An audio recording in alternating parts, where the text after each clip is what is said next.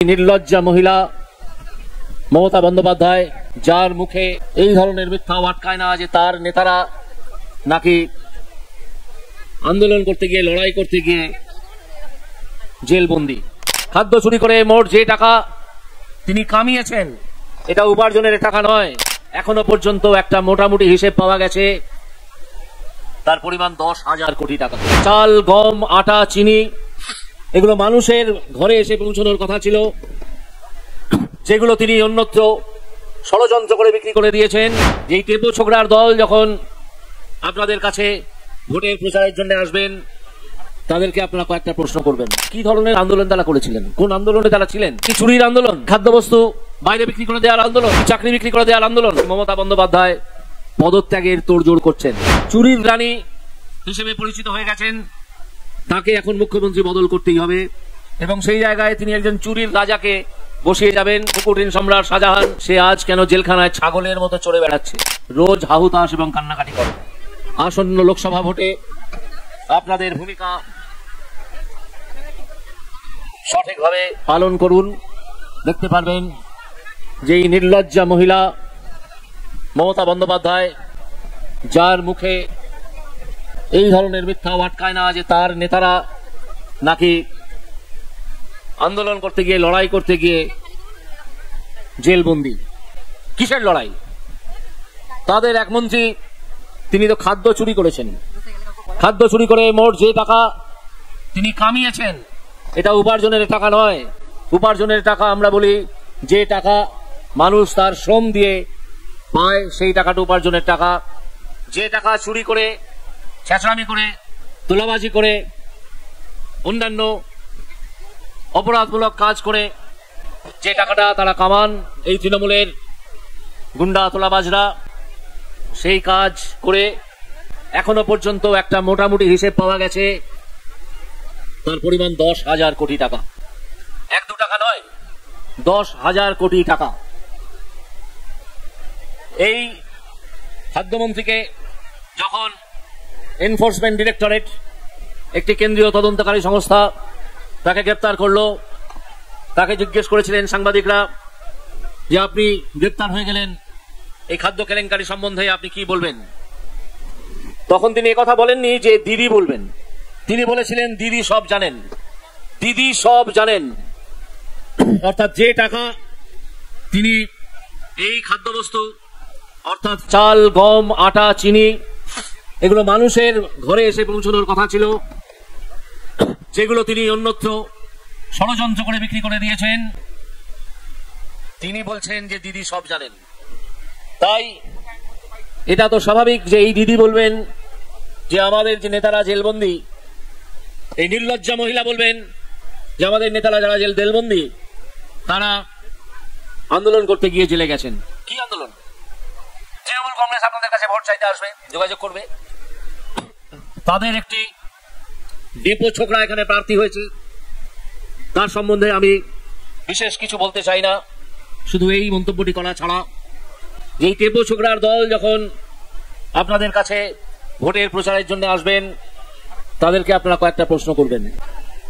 প্রথম প্রশ্ন হবে যে ভাই, আপনাদের ওই নেত্রী মমতা বন্দ্যোপাধ্যায় গতকাল অর্থাৎ শনিবার একটি নির্বাচনী প্রচারে বলেছেন যে আমার নেতারা, আমার দলের নেতারা আন্দোলন করতে গিয়ে জেলে আছেন। তো কি ধরনের আন্দোলন তারা করেছিলেন, কোন আন্দোলনে তারা ছিলেন? এটা কি চুরির আন্দোলন? এটা কি খাদ্যবস্তু বাইরে বিক্রি করে দেওয়ার আন্দোলন? এটা কি চাকরি বিক্রি করে দেওয়ার আন্দোলন? আপনারা জেনে রাখুন, এই সব চাকরি বিক্রি করে দেওয়ার জন্য, পুরসভার চাকরি বিক্রি করে দেওয়ার জন্য অযোগ্য প্রার্থীদের কাছে লাখ লাখ টাকার বিনিময়ে তারা প্রচুর ধন উপার্জন করেছেন, প্রচুর টাকা তারা কামিয়েছেন। এই প্রশ্ন তাদেরকে করবেন যে আমাদের বাড়ির ছেলেগুলোর চাকরি কোথায় গেল?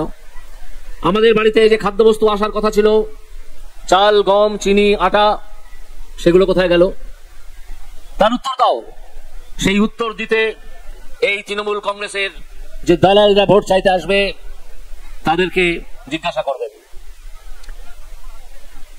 এর মধ্যে আমরা বুঝতে পেরেছি যে বিজেপি অন্ততপক্ষে 25টা আসন পশ্চিমবঙ্গে এই 42টা আসনের মধ্যে 25টা আসন পেতে চলেছে।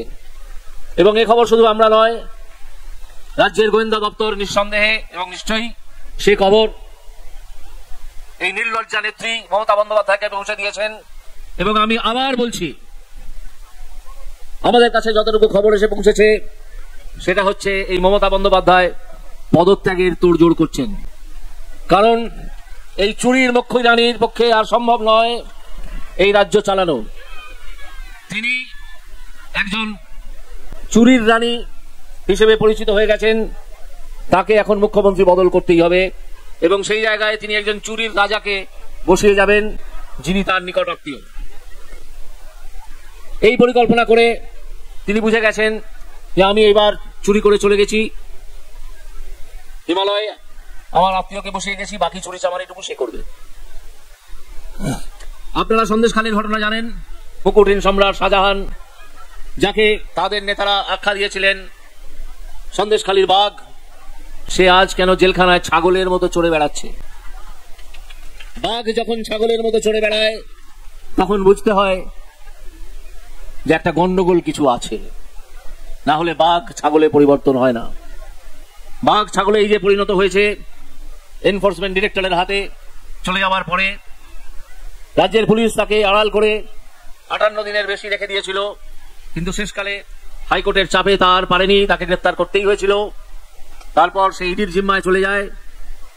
এখন সে রোজ হাহুতাশ এবং কান্নাকাটি করে। তার পাশে তার নেতৃত্ব আর নেই। তিনি পঞ্চায়েতের একটা কর্মাধ্যক্ষ ছিলেন, সেই পদ থেকে তার দল তাকে সরিয়ে দিয়ে নিজেদের মুখ বাঁচাতে চাইছে বা পিঠ বাঁচাতে চাইছে। এই শাহজাহান কিভাবে মহিলাদের শ্লীলতাহানি করেছে অন্তত 10 বছর ধরে, কিভাবে মহিলাদের অপমান করেছে, কিভাবে ধর্ষণ করেছে, কিভাবে মানুষের জমি কেড়ে নিয়ে সেখানে নোনা জল ঢুকিয়ে সেই জমিটি নষ্ট করে ভেড়ি তৈরি করেছে, তার কিছু কিছু খবর এবং টিভির সংবাদ আপনারা শুনেছেন এবং পড়েছেন। এই দুর্বৃত্তদের আপনারা পাহারা দেবেন যাতে কেউ একটা ভোটও জাল ভোট দিতে না পারে বা একটা ভোটও অন্যভাবে ফলস ভোট দিতে না পারে মৃত মানুষের নামে বা অনুপস্থিত মানুষের নামে। এবং প্রচার করবেন যে এই মমতাকে একটি ভোটও নয়,